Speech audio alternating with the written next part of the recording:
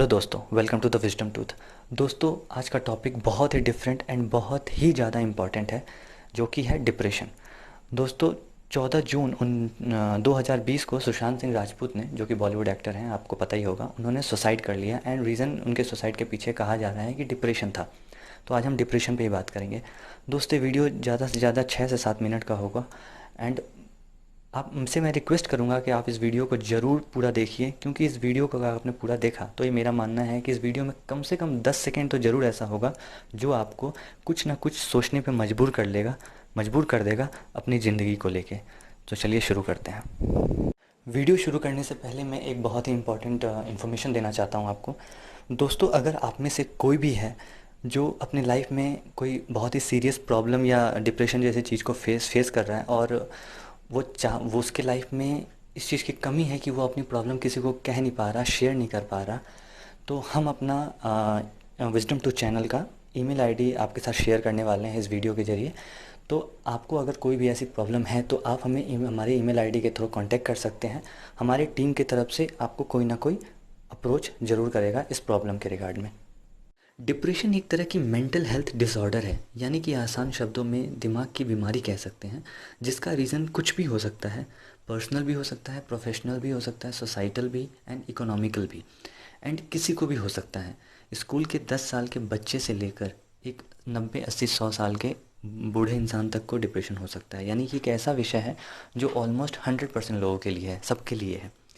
अगर कोई डिप्रेस्ड होता है तो उसका दिमाग नेगेटिव चीज़ों से घिरा होता है, और धीरे धीरे ये नेगेटिविटी बढ़ती जाती है। एंड एक टाइम ऐसा आता है जब उसको अपने लाइफ से नफ़रत हो जाती है और वो अपनी ज़िंदगी को ख़त्म कर देता है।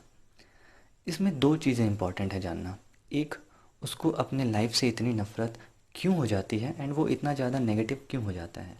एंड दूसरा, आखिर ऐसा क्या किया जाए कि उस इंसान को, जो कि बहुत ही नेगेटिव या दुखी या डिप्रेस्ड है, उसको वापस से अपने नॉर्मल लाइफ में, नॉर्मल ज़िंदगी में लाया जाए एंड ये सुसाइड चाहे ऐसे स्टेप उठाने से रोका जाए। दोस्तों, मैं डिप्रेशन को एक्सपेक्टेशन से जोड़ूंगा, क्योंकि एक्सपेक्टेशन एक ऐसी चीज़ बन गई है हमारे समाज में जिसने बहुत कुछ ख़राब कर रखा है, और धीरे धीरे ये एक्सपेक्टेशन रियलिटी से दूर होती जा रही है। एक बच्चा स्कूल जाना शुरू ही करता है कि उसके पेरेंट्स उससे टॉपर बनने की उम्मीद लगा लेते हैं। एंड क्योंकि उन्हें दुनिया को बताना होता है कि उनका बच्चा टॉपर है, लेकिन रियलिटी क्या है? टॉपर तो एक ही लड़का होगा ना क्लास में। तो फिर होता ये है कि वो जो बाकी बच्चे होते हैं, उनके दिमाग में ये बात बैठ जाती है कि वो एक फेल्ड स्टूडेंट है, वो एक फेलियर है, और ये प्रेशर धीरे धीरे बिल्डअप होता जाता है, बढ़ता जाता है। आप सब ने सुना होगा कि किस तरह 10th के एग्ज़ाम्स, जो बोर्ड के एग्ज़ाम्स होते थे, उसको ज़िंदगी की लड़ाई बना दी जाती थी। एक मिनट को ऐसा लगता था कि यही है ज़िंदगी, और अगर नहीं पास किए तो ख़त्म है ज़िंदगी। यानी कि यही सिचुएशन को अगर आप लाइफ के किसी भी सिचुएशन में डाल के देख सकते हैं, लाइफ के हर स्टेज पे होती है ये सिचुएशन। बच्चों को एग्ज़ाम में अच्छा करने का प्रेशर, एग्ज़ाम के बाद नौकरी में अच्छा करने का प्रेशर। माँ बाप को बच्चों से कभी कभार इतनी ज़्यादा उम्मीद हो जाती है कि बच्चा अगर ठीक ना कर पाए तो माँ बाप अलग ही एक टेंशन है, प्रेशर ले लेते हैं सोसाइटी का, कि सोसाइटी हमें क्या बोलेगी। अगर आप कुछ अच्छा ना कर पाएँ तो समाज आपको ही ताना मारती है, कई बार मजाक उड़ाती है। कई बार तो ऐसा होता है कि खुद के घर के लोग आपका मजाक बनाने लगते हैं, आपको बुरा भला कहने लगते हैं। इन सब चीज़ों का बहुत ही ख़राब असर हो सकता है।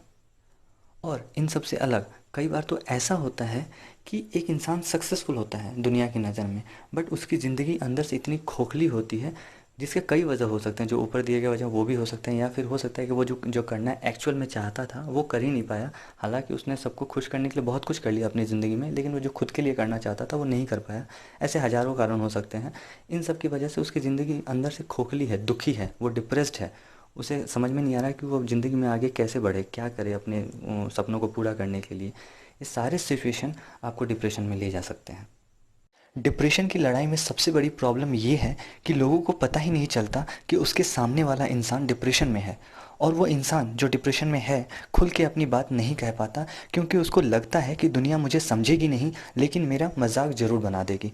फिर वो अपने अकेलेपन में घुसता चला जाता है, और जब वो अपने अकेलेपन में होता है वो इतना नेगेटिव और इतना वल्नरेबल होता है कि अगर कुछ भी एक ऐसा इंसिडेंट जो उसके दुख को बढ़ाए, वो इंसिडेंट उसके लिए इतना सीरियस हो जाता है कि वो इतना ज़्यादा परेशान हो जाता है कि वो अपने आप को कमज़ोर इतना बना देता है कि उसको लगता है कि अब मैं नहीं लड़ पाऊँगा इस ज़िंदगी से, अब मेरा मर जाना ही बेहतर है। और अपने हर प्रॉब्लम का, हर एक छोटी से छोटी प्रॉब्लम का सॉल्यूशन उसे मौत दिखने लगती है और वो अपने आप को मार लेता है। दोस्तों अब बात करेंगे सॉल्यूशंस की। दोस्तों ये जो हमारा दिमाग है ना, ये इतना पावरफुल है कि अगर इसे हमने कंट्रोल कर लिया तो हम सब कुछ हासिल कर सकते हैं, और अगर दिमाग ने हम पे कंट्रोल कर लिया तो ये हमसे सब कुछ करवा सकता है। तो हमें इस दिमाग पे जीत हासिल करनी है। डिप्रेशन से लड़ाई दो स्टेज पे होती है। एक, आपको डिप्रेशन होने ही नहीं देना है। पहली लड़ाई तो आपको डिप्रेशन नहीं होने देने के लिए है। इसका मतलब ये है, यानी कि छोटी छोटी ज़िंदगी की हार को भूल कर आगे बढ़ना है। और दूसरी स्टेज, जब आपको लगे कि आपको डिप्रेशन हो गया है तो उसे ठीक कैसे करना है, दूसरी लड़ाई तब शुरू होती है। पहले स्टेज का इलाज तो ये है कि आप अपनी ज़िंदगी को किसी की मोहताज मत बनाइए, यानी कि किसी चीज़ पे इतना डिपेंडेंट मत हो जाइए कि उसके बिना ज़िंदगी की कोई वैल्यू ही ना रह जाए। एक एग्ज़ाम्पल ये दे सकता हूँ कि जैसे हर इंसान कल की तैयारी करता है, वो कल के लिए सोचता है, बट हमें ये भी कहीं ना कहीं पता होता है कि कल क्या होने वाला है किसी को नहीं मालूम, तो हम हर चीज़ के लिए तैयार रहते हैं। तो इसका मतलब हम तैयारी तो कर रहे हैं, बट ये भी पता था हमें कि कल कुछ भी हो सकता है। वही रियल लाइफ में डिप्रेशन के रिगार्ड में आप सिचुएशन में उसको डालिए, अपना बेस्ट करिए, बट ये भी ज़रूर दिमाग में रखें कि रिज़ल्ट कुछ भी हो सकता है। पॉजिटिव हुआ तो ठीक, नहीं हुआ तो नेक्स्ट काम शुरू कर दीजिए अगले दिन ही, बिना कुछ अपने फेलियर पे ज़्यादा कुछ नेगेटिवली सोचते हुए। अब दूसरा स्टेज, यानी कि जब आपको डिप्रेशन हो गया है ये लगने लगे। दोस्तों ये बहुत ही सीरियस टाइम है, और इसके लिए मैं आपको दो सॉल्यूशंस दूंगा जो मुझे लगता है कि एक डिप्रेस्ड इंसान को मदद कर सकती है। पहला, कि आप अपने दिमाग को टाइम दीजिए, यानी कि मेडिटेशन, योगा वगैरह कीजिए, ध्यान कीजिए दिन में आधे घंटे। इंटरनेट पे आपको हज़ारों वीडियोस मिल जाएंगे मेडिटेशन से रिलेटेड, या फिर आप हमको ईमेल के थ्रू कांटेक्ट भी कर सकते हैं, हम आपको अप्रोच करेंगे। मैं फिर से कहूँगा, ये बैठ के ध्यान करना या मेडिटेशन करना वगैरह, इन सब का मजाक मत बनाइए। और अगर ये आप अपने और अपने घर वालों की अच्छी ज़िंदगी चाहते हैं तो इसे रूटीन में लाइए। दूसरा सोल्यूशन ये है कि अपना दोस्त बनाइए, कम से कम एक ऐसा दोस्त जो आपको समझे एंड बिना कोई जजमेंट के, यानी कि आप ऐसे हो वैसे हो, आपकी बातें सुने। हाँ, बट किसी को फोर्स मत कीजिए कि एक ख़ास इंसान ही आपको समझे, वो क्यों नहीं समझ रहा, क्योंकि अगर आप ऐसा करते हैं तो इसका मतलब कि आप भी अनरियलिस्टिक एक्सपेक्टेशंस कर रहे हैं उस इंसान से। हो सकता है उस इंसान को कोई दूसरी प्रॉब्लम हो।